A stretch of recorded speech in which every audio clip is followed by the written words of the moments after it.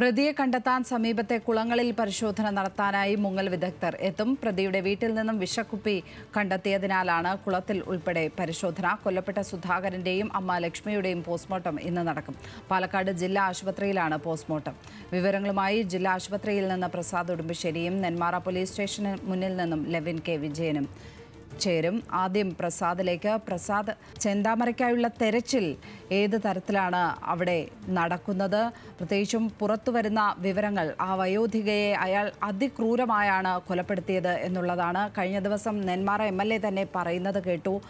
സ്ത്രീകളോടായിരുന്നു വിരോധം കൂടുതൽ എന്ന്. അത് വ്യക്തമാക്കുന്ന വിവരങ്ങളാണിപ്പോൾ പുറത്തു വരുന്നത്, അല്ലേ? ലക്ഷ്മി, അങ്ങനെയാണ്. കാരണം ഇന്നലെ രണ്ടുപേരുടെയും ഇൻക്വസ്റ്റുകൾ കഴിഞ്ഞിരുന്നു. ഇൻക്വസ്റ്റുകൾ സംബന്ധിച്ച് പുറത്തു വരുന്ന വിവരങ്ങൾ ഞെട്ടിപ്പിക്കുന്നതാണ്. വയോധികയെ വെട്ടിയത് അതിക്രൂരമായാണ്. 12 മുറിവുകളാണ് അവരുടെ ശരീരത്തിലുണ്ടായിരുന്നത്, ലക്ഷ്മിയുടെ ശരീരത്തിലുണ്ടായിരുന്നത്. ഇതിൽ കഴുത്തിലും അതോടൊപ്പം തന്നെ നടുവിലുമായി ആഴത്തിലുള്ള മുറിവുകളുണ്ട്. തലയ്ക്കും പരിക്കേറ്റിട്ടുണ്ട്. തലയ്ക്കും അതോടൊപ്പം തന്നെ പുരികത്തോട് ചേർന്നും ലക്ഷ്മിക്ക് വെട്ടേറ്റിട്ടുണ്ട് എന്നുള്ളതാണ് ഇന്നലെ ഇൻക്വസ്റ്റിൽ വ്യക്തമാക്കി കഴിഞ്ഞിട്ടുള്ളത്.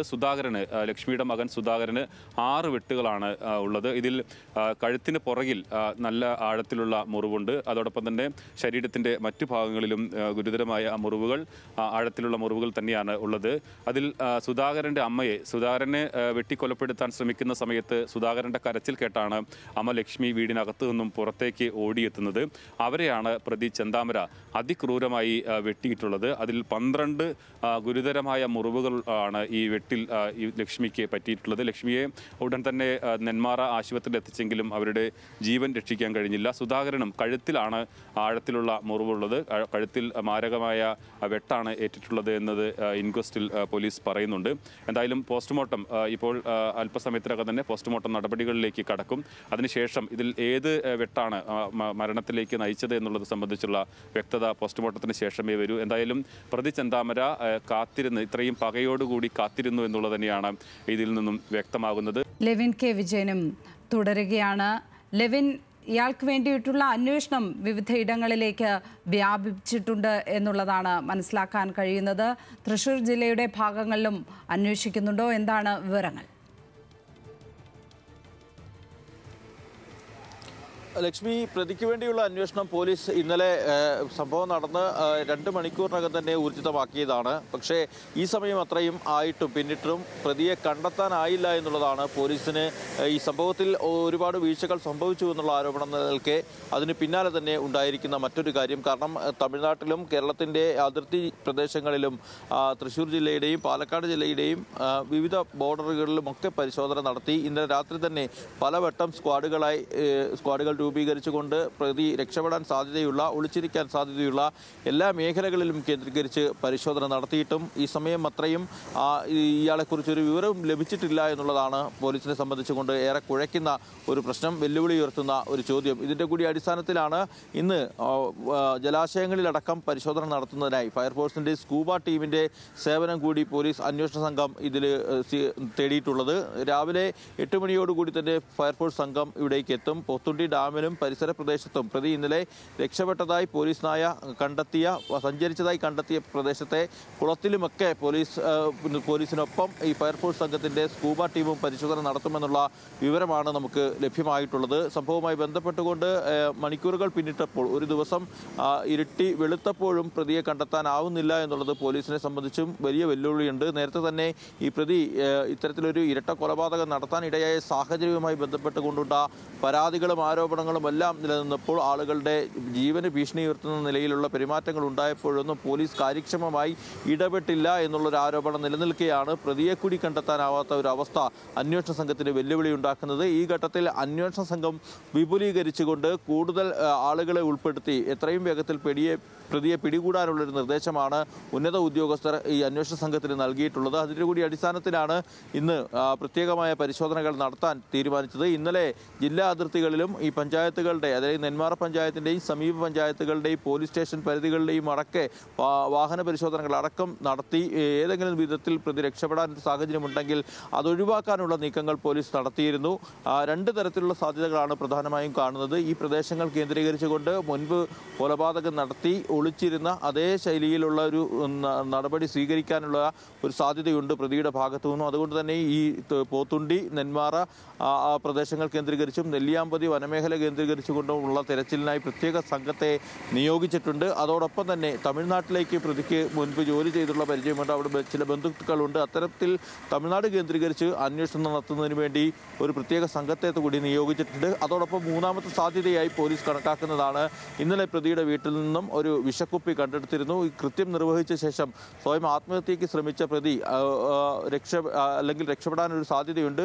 ഈ ആത്മഹത്യയ്ക്ക് ശ്രമിച്ചു, വിഷം കഴിച്ചു എന്നുള്ളൊരു അനുമാനം പോലീസിന് പൂർണ്ണമായും ഇല്ല. എങ്കിൽ പോലും അതിനൊരു സാധ്യത തള്ളിക്കളയുന്നു. അത്തരത്തിൽ വിഷം കഴിച്ചതിന് ശേഷം മറ്റേതെങ്കിലും മേഖലയിലേക്ക് രക്ഷപ്പെട്ട പ്രതി ഏതെങ്കിലും ജലാശയത്തിൽ മുങ്ങി മരിക്കാനോ അല്ലെങ്കിൽ മുങ്ങി വീഴാനോ ഉള്ള സാധ്യത കൂടി കണക്കിലെടുക്കുന്നുണ്ട്. അതുകൊണ്ടുകൂടിയാണ് ഇത്തരത്തിൽ കഴിഞ്ഞ ദിവസം പോലീസിനായി എത്തിയ കുളത്തിലും സമീപത്തെ ഡാമിലും അടക്കം പരിശോധന നടത്താനുള്ള ഒരു തീരുമാനം. ഏതായാലും ഇത് അന്വേഷണത്തെ വഴിമുട്ടിക്കാനുള്ളൊരു നീക്കമാണ് എന്നുള്ളത് പോലീസ് തുടക്കം മുതൽ തന്നെ സംശയിക്കുന്നുണ്ട്. ആ സംശയം നിലനിൽക്കെ തന്നെ ഇത്തരത്തിലുള്ള പരിശോധനകൾ കൂടി ശക്തമാക്കും. ഏതായാലും വിപുലമായൊരു അന്വേഷണം തന്നെയാണ് ഈ കാര്യത്തിൽ നടക്കുന്നത്. അതോടൊപ്പം തന്നെ പ്രതിയെ കണ്ടെത്തുക എന്നുള്ളത് അന്വേഷണ സംഘത്തിന് മുന്നിലെ ഏറ്റവും വലിയ വെല്ലുവിളിയാണ്.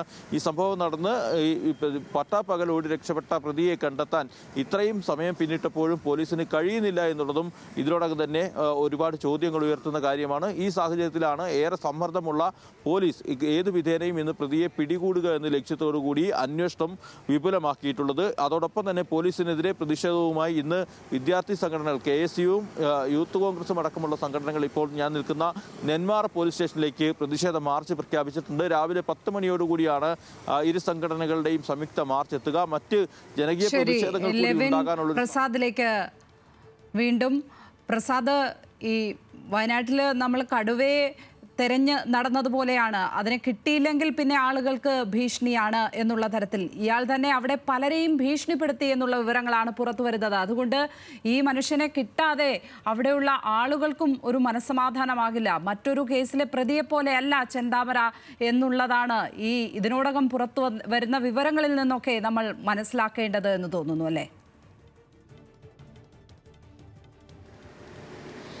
തീർച്ചയായും ലക്ഷ്മി, കാരണം ഈ ചെന്താമര സുധാകരന്റെ കുടുംബത്തോട് മാത്രമല്ല ചെന്താമരയ്ക്ക് വൈരാഗ്യമുള്ളത്. സമീപവാസികളോടെല്ലാം തന്നെ വളരെ പരുഷമായാണ് ഇയാൾ പെരുമാറുന്നത്. പുഷ്പ കഴിഞ്ഞ തവണ പറഞ്ഞത് നിരവധി പരാതികൾ പോലീസിൽ പറഞ്ഞിരുന്നു. അവരൊരു മാസ് പെറ്റീഷൻ തന്നെ അവരുടെ നേതൃത്വത്തിൽ തയ്യാറാക്കി പോലീസിൽ നൽകുകയും ചെയ്തിരുന്നു. പക്ഷേ അങ്ങനെ ഒരു നടപടി പോലീസിന്റെ ഭാഗത്ത് നിന്ന് അതേ ഗൗരവത്തിൽ ഒരു പോലീസ് അത് എടുത്തില്ല എന്നാണ് അവർ പറയുന്നത്.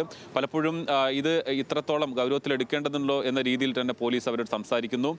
എന്നിട്ടും ഈ ചെന്താമര ഇവരെ പലപ്പോഴും ഭീഷണിപ്പെടുത്തുന്നുണ്ട്. ഇങ്ങനെയൊരു മാസ് പെറ്റീഷൻ നൽകുന്നു എന്നറിഞ്ഞിട്ടും ഇതിൽ ഒരു ശക്തമായൊരു നടപടി ആരുടെയും ഭാഗത്തുനിന്നുണ്ടായിരുന്നില്ല. പോലീസ് ശക്തമായ നടപടി അന്ന് തന്നെ സ്വീകരിക്കുകയായിരുന്നെങ്കിൽ ഇന്നലെ ഉണ്ടായിട്ടുള്ള ഈ 2 അതിക്രൂരമായ കൊലപാതകങ്ങൾ ഒഴിവാക്കാൻ കഴിയുമെന്ന് തന്നെയാണ് ആ നാട്ടിലെ ആളുകൾ വിശ്വസിക്കുന്നത്.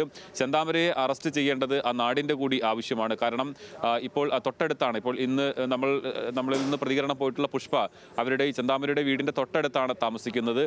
കൊലപാതകം നടന്ന രാവിലെയും പുഷ്പയെ ഇയാൾ ഭീഷണിപ്പെടുത്തിയിരുന്നു. അവരുടെ ഭീഷണി എന്ന് പറയുന്നത് വീട്ടിലേക്ക് അങ്ങോട്ട് നോക്കാൻ പാടില്ല, അതിൻ്റെ പരിസരത്തിലൂടെ പോകാൻ പാടില്ല, അങ്ങനെയൊക്കെ പറഞ്ഞുകൊണ്ടാണ് ഭീഷണിപ്പെടുത്തുന്നത്. അല്ലെങ്കിൽ ഞാൻ ചെയ്ത് കാണിച്ചു തരാം എന്നൊക്കെ പറഞ്ഞുള്ള ഭീഷണിയാണ്.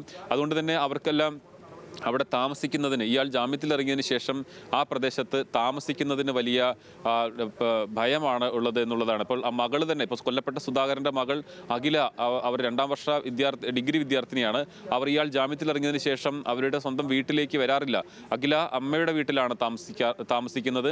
ഇന്നലെയും സുധാകരൻ ക്ഷേമനിധിയിൽ പണമടയ്ക്കാൻ വേണ്ടി നെന്മാറയിലേക്ക് പോകുന്ന സമയത്ത് സുധാകരൻ മകളോട് പറഞ്ഞതാണ്, നീ വീട്ടിലേക്ക് വരുന്നുണ്ടോ എന്ന് ചോദിച്ചിരുന്നു. അപ്പോൾ അഖില പറഞ്ഞത് ഇല്ല, എനിക്കങ്ങോട്ട് പേടിയാണ്. അങ്ങനെയാണ് അവർ നെന്മാറ ടൗണിൽ അച്ഛനെയും കാത്ത് നിൽക്കുന്നത്. അപ്പോൾ ആ പ്രദേശത്തുള്ള ആളുകൾക്കെല്ലാം തന്നെ അത്രയേറെ ഭീതി ഉണ്ട് എന്നുള്ളതാണ്. ഇപ്പോൾ ലക്ഷ്മി പുറത്തു വരുന്ന മറ്റൊരു കാര്യം, ഇതിനകത്ത് ഈ ചെന്താമരയ്ക്ക് പ്രതി ചെന്താമര 2019 കൊലപാതകം, അന്ന് സജിത, ഈ സുധാകരന്റെ ഭാര്യ സജിതയെ വെട്ടിക്കൊലപ്പെടുത്താനുണ്ടായ ഒരു കാരണം എന്ന് പറയുന്നത് ഇയാളുടെ ഭാര്യയും ചെന്താമരയുടെ ഭാര്യയും കുടുംബവും ചെന്താമരയിൽ നിന്നും വേർപിരിയാനുണ്ടായ കാരണം അയൽവാസിയായ സജിതയും സജിതയുടെ കുടുംബവും കൂടോത്രം ചെയ്തതുകൊണ്ടാണ് കൊണ്ടാണ് അവർ വേർപിരിഞ്ഞത്.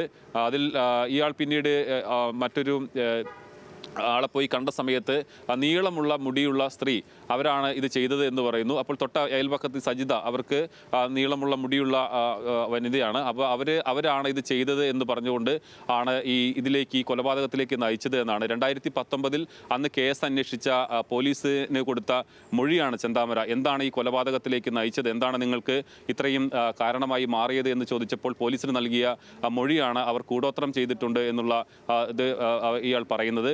പക്ഷേ അത് ഒരു അന്ധവിശ്വാസത്തിൻ്റെ ഭാഗമാണ്. അപ്പോൾ ഒരു അന്ധവിശ്വാസം ഒരു കൊലപാതകത്തിലേക്ക് നയിച്ചു. തൻ്റെ ഭാര്യയെ, കുടുംബവും തന്നിൽ നിന്ന് വേർപെട്ടു പോയത് അയൽവാസി നടത്തിയ കൂടോത്രമാണ് എന്ന തോന്നലിൽ നിന്ന് ഉണ്ടായ പക അത് പിന്നീട് ഒരു കൊലപാതകത്തിലേക്കും ഇപ്പോൾ 3 പേരുടെ ജീവനാണ് നഷ്ടപ്പെട്ടിട്ടുള്ളത്.